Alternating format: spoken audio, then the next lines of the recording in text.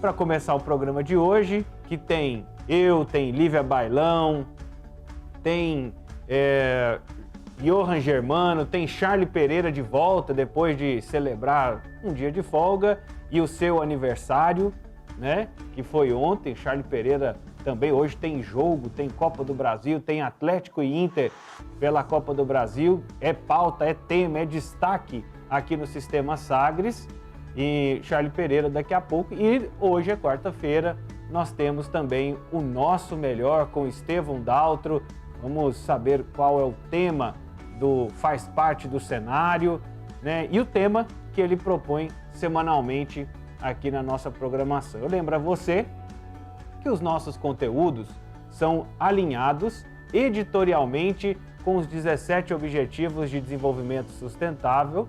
Nós fazemos parte da Agenda 2030 da ONU e, por isso, fazemos parte do Pacto Global de Mídia, que tem a responsabilidade de divulgar, promover e incentivar que as pessoas, as empresas, o poder público insira dentro da sua rotina de trabalho metas que possam atender, que possam colaborar com os 17 Objetivos de Desenvolvimento Sustentável.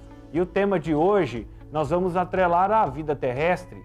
ODS 14 é o nosso tema a partir de agora. Aqui, esse é a vida na água. Eu falei 14, eu estou errado, me desculpe, é o 15, vida terrestre.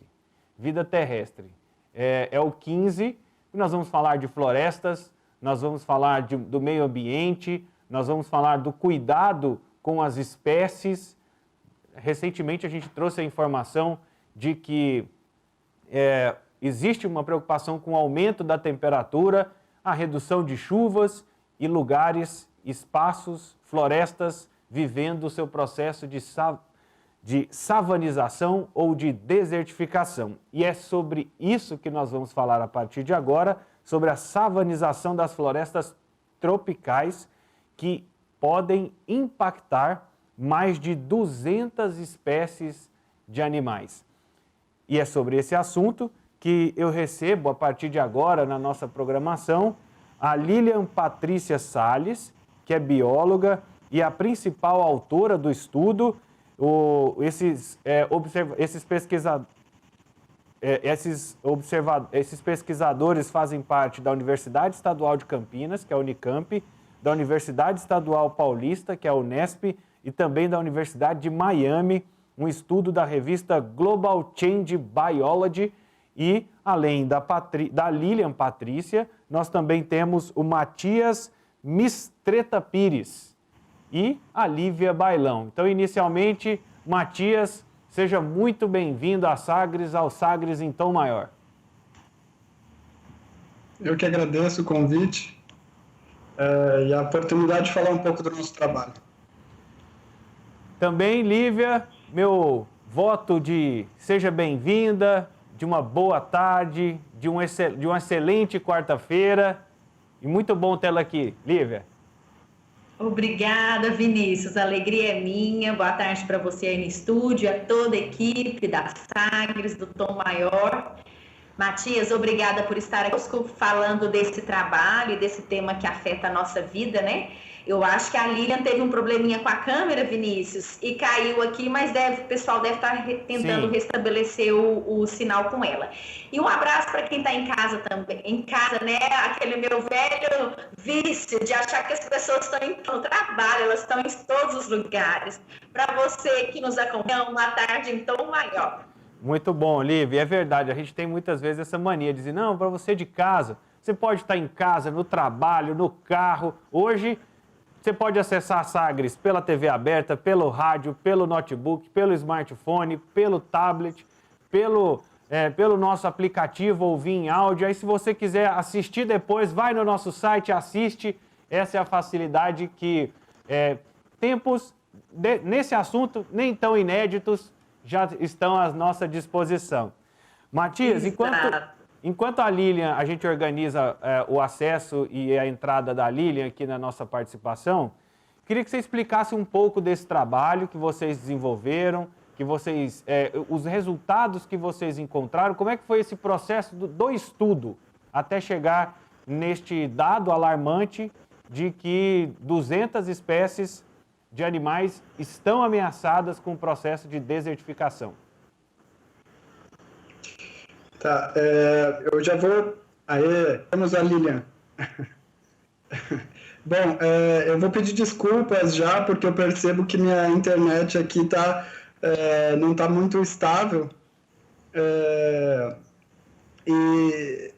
Bom, basicamente, esse trabalho foi todo idealizado pela Lilian, né? A Lilian, ela é pesquisadora, pós-doutorado no laboratório no nosso laboratório, na Unicamp, do Instituto de Biologia, e ela tem um background de modelagem, né? De modelar a distribuição de espécies, mudanças no clima.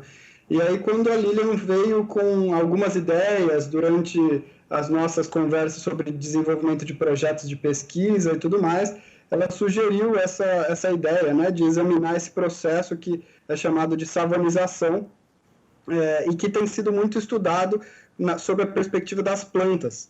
Né? Basicamente, quando nós falamos sobre savanização, nós estamos falando sobre um processo que ocorre onde as florestas elas acabam sendo modificadas, principalmente pela mudança no clima, né? Pelas mudanças que você tem de precipitação, menos chuva, e também isso aliado a desmatamento. O que vai acontecendo é que nós vamos, ao longo do tempo, tendo uma substituição daquele ambiente de floresta, que é fechado, por um ambiente cada vez mais aberto, característico da savana, do cerrado, né? Savana é é o outro nome do nosso cerrado, né? Então vocês aí devem conhecer muito bem, né? Tem suas características muito particulares, bem aberto, um ambiente não com tantas árvores como você vê na floresta amazônica ou na floresta atlântica, por exemplo. E aí o que a Lilian nos sugeriu foi por que nós não olhamos para isso sob a perspectiva dos animais. Nós sabemos que tem animais que são tipicamente de floresta, animais que são tipicamente de cerrado. Como essa mudança no clima, essa mudança na vegetação vai influenciar esses animais. Então, essa é a história desse trabalho. Muito obrigado, Matias. Eu já recebo o comando de que a Lilian já está conectada, já pode ser vista na tela. Lilian, seja muito bem-vinda. A Lilian, que é bióloga e a principal autora desse estudo. Seja bem-vinda, Lilian. Olá, boa tarde, muito obrigada pelo convite. O Matias estava explicando um pouco do estudo, Lilian, e aí eu queria entender, assim, como é que vocês chegaram nessas espécies? São espécies de grande porte? São espécies... que tipo de espécies são essas 200 que se tornam ameaçadas com o processo de desertificação, de savanização das florestas? Boa pergunta.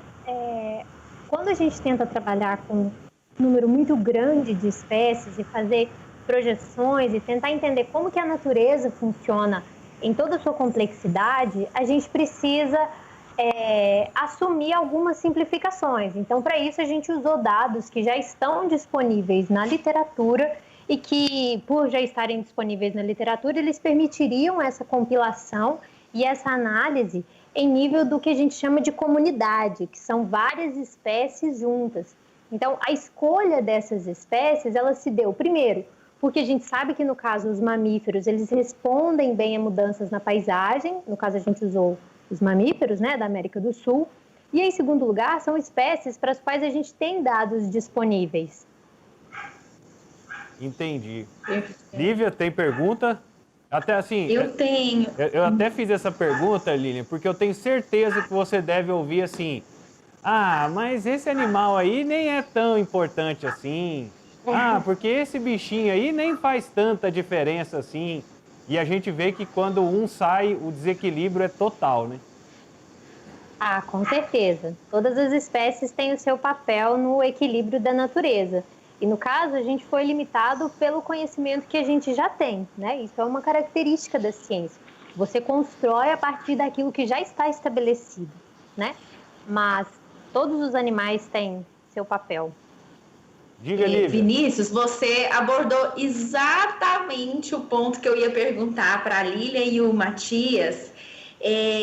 Sobre isso. A gente fica aqui nas cidades, no meio urbano, estruturando a nossa vida, trabalhando, convivendo em família. Nesse momento de pandemia, com a convivência aí comprometida, a gente não tem noção dessa complexidade, desse engendramento todo, a ponto de um inseto, um mamífero que está a quilômetros de mim, mas de mim assim, né, que estou aqui no meio urbano, mas que a falta dele, a dizimação da espécie, né, impacta no meu dia a dia aqui dentro da minha casa, fazendo as coisas que eu preciso, vivendo, né?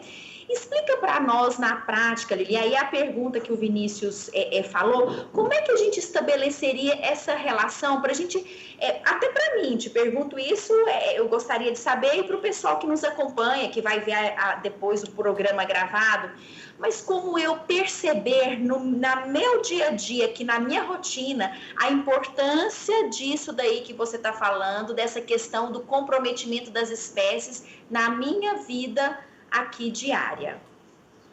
Olha, Lívia, os processos ecológicos e a natureza como um todo, ela está interconectada. Então, por exemplo, uma queimada que ocorre na Amazônia, ela acaba afetando tanto no curto prazo a qualidade do ar e a disponibilidade de chuva das pessoas do Sudeste ou da região Centro-Oeste, ok?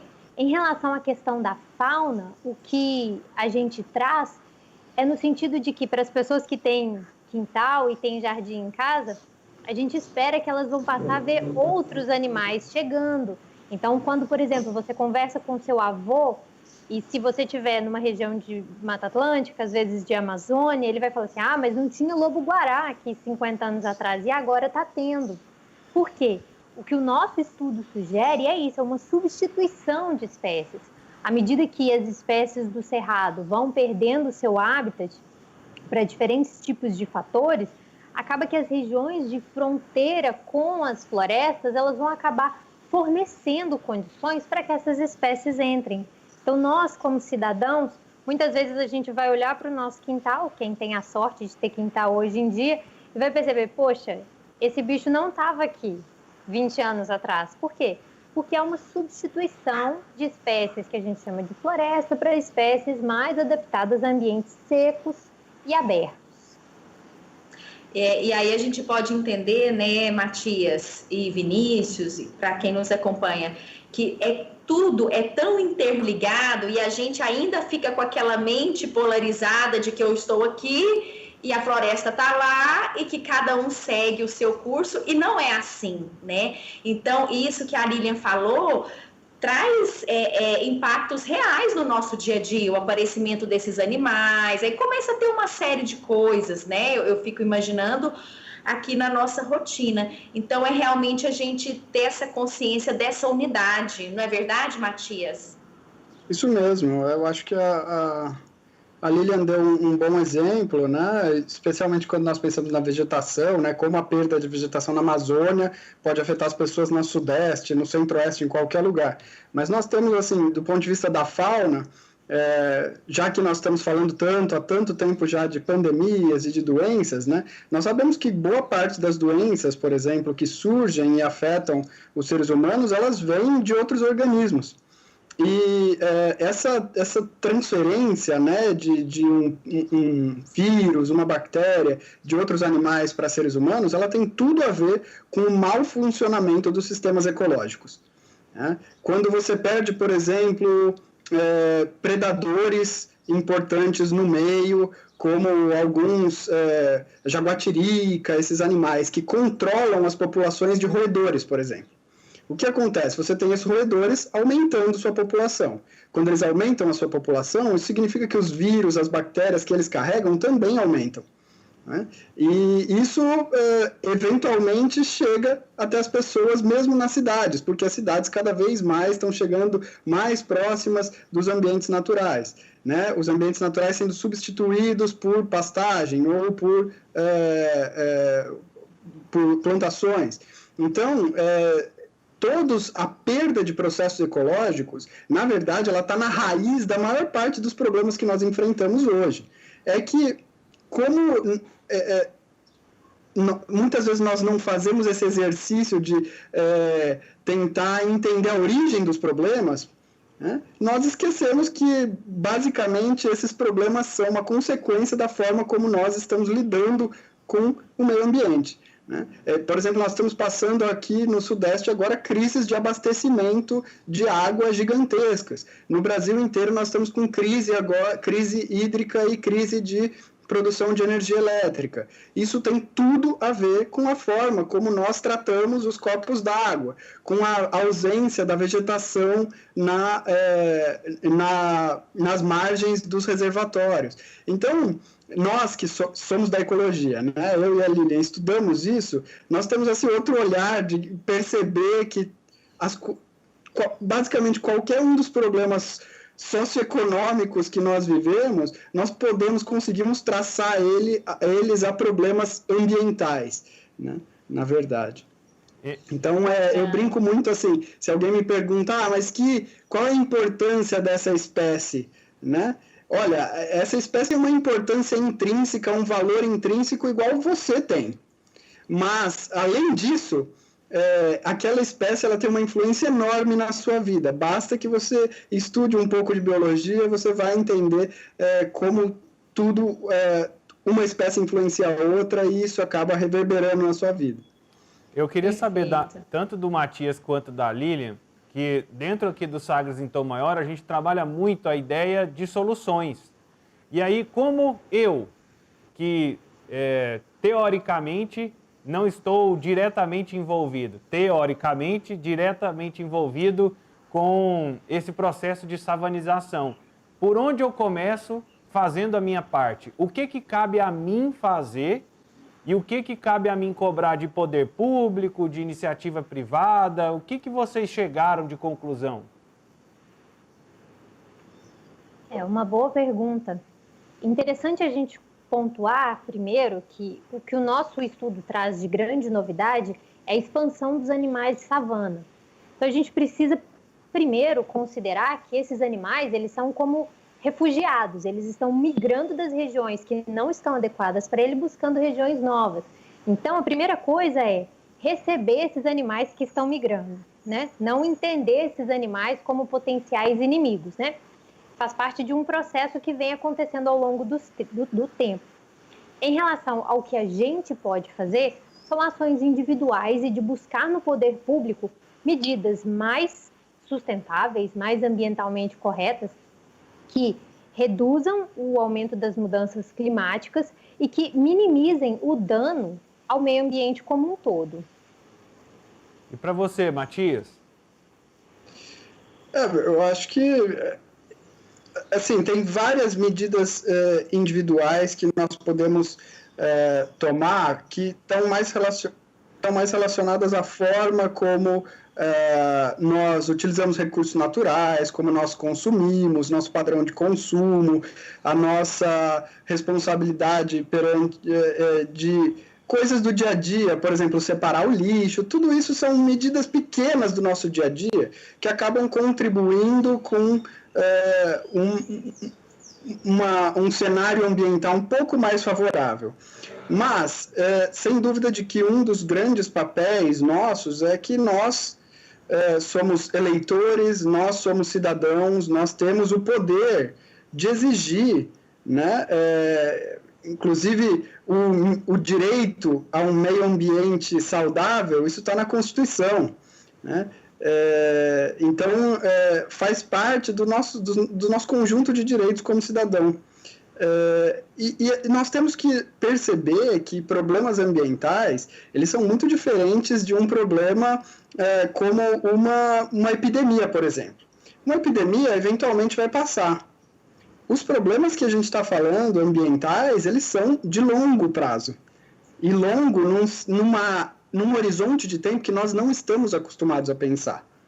Né? Um horizonte de tempo de centenas, de milhares de anos. O que nós fazemos hoje é um legado para os nossos filhos, para os nossos netos, né? Para as futuras gerações. Então, a gente tem que pensar muito bem em que tipo de planeta eu quero que meus filhos vivam. Em que tipo de planeta eu quero que meus netos vivam. É um planeta pior ou melhor que o meu?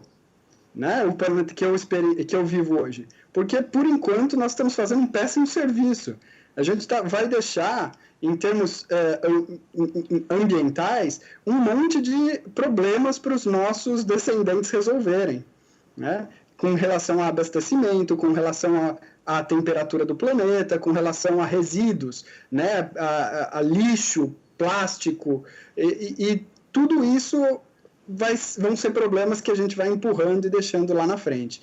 Então, nós temos que cobrar medidas mais enérgicas e de amplo espectro. Não é só uma questão do município, é uma questão global. Né? E é lógico, isso é fácil? Não é fácil. Mas quem diz que enfrentar problemas tem que ser fácil? Não vai ser fácil, vai ser difícil. E a gente precisa de engajamento e comprometimento e responsabilidade. E isso tanto no nível individual quanto no nível, em todas as esferas de poder que a gente possa imaginar. Eu estou com o meu tempo já bem arrochado, bem apertado, mas eu queria saber de você, Lilian, você que é a líder dessa pesquisa, é a principal autora do estudo, qual que vai ser o próximo passo? O próximo passo talvez seja testar essa hipótese em campo, porque o que a gente faz é levantar esse questionamento e essa hipótese, né, com base nos nossos modelos, e agora a gente vai ver até que ponto os nossos modelos acertam em campo e até que ponto a gente vai observar mesmo esses animais mudando e essas mudanças acontecendo na paisagem. Muito bacana. Parabéns pelo estudo, Lilian, o Matias também. E, claro, primeiro, Lilian, muito obrigado pela participação e por compartilhar conhecimento, informação com os nossos ouvintes e telespectadores. Muito obrigada. Obrigado a você também, Matias. Eu agradeço também a oportunidade de falar um pouquinho mais do que a gente faz. E isso é importante. Esse é o nosso objetivo aqui dentro do Sagres em Tom Maior, é de dar oportunidade, né, para a ciência, para os pesquisadores mostrarem o seu trabalho. Né? A gente tem divulgado semanalmente o trabalho de vários pesquisadores de diversas áreas, apresentando problemas, questões, soluções, e esse é o trabalho que a gente se propõe a fazer aqui também, de divulgar o pensamento, o trabalho da iniciação científica brasileira, que é tão importante.